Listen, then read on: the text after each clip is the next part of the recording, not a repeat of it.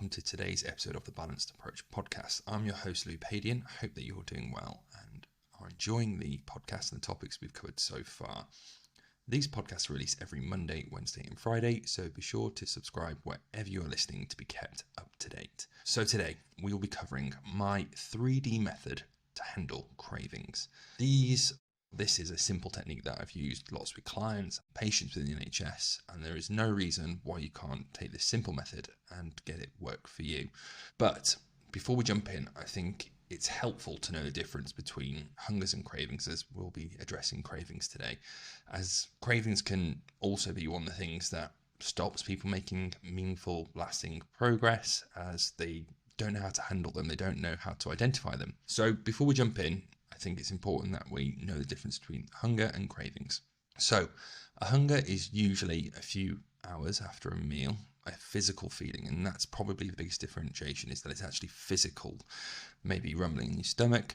It could be a few hours after a meal, or it could be after an unfulfilling snack or meal as well, something that didn't quite tick all the boxes for you, wasn't quite big enough, didn't really satisfy you.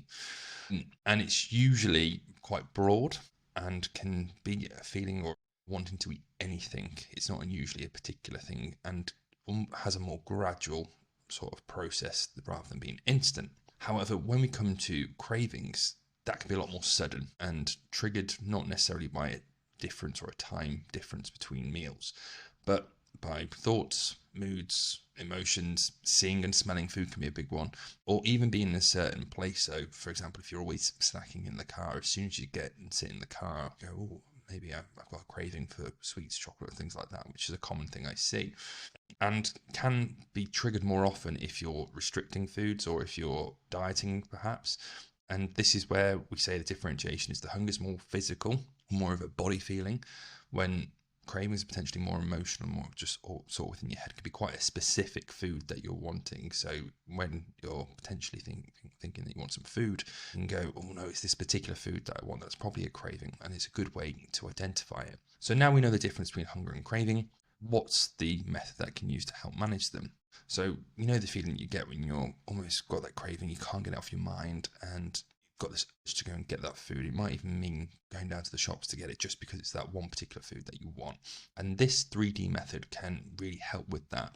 So the 3Ds are, well, we'll break them down now actually. So the first D is delay. So this is where we're trying to delay the action for the next 10 to 15 minutes if we can. And that's sort of a commitment that you're going to make to yourself, going, right, so we're going to delay first of all.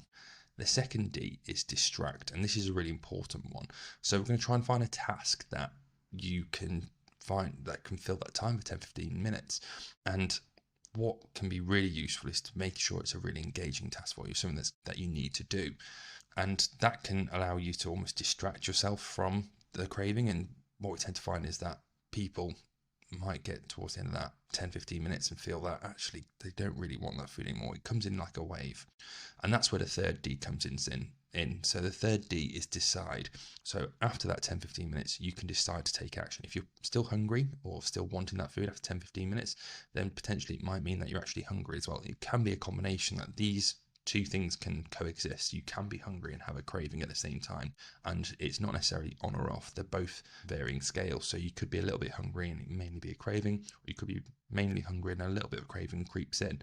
And this is where you learn how to feel out the process.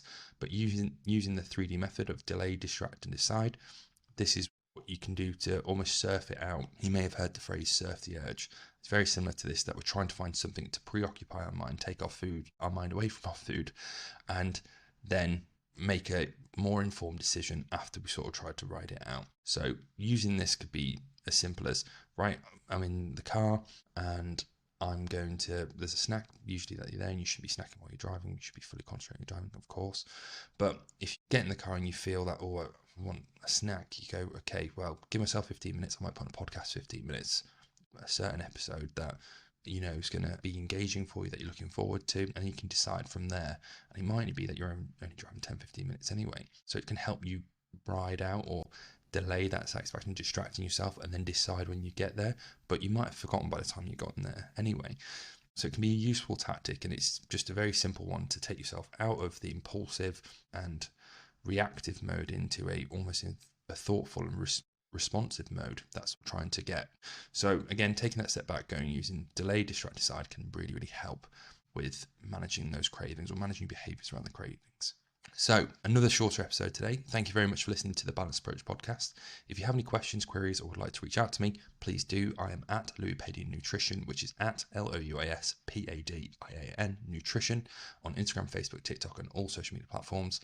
If you're looking for support in achieving your goals and living a healthier and happier and more balanced life in the process, just click the link below and inquire about working with me. But remember to subscribe wherever you're listening, share it if you think that people might find it useful, and I shall speak to you soon.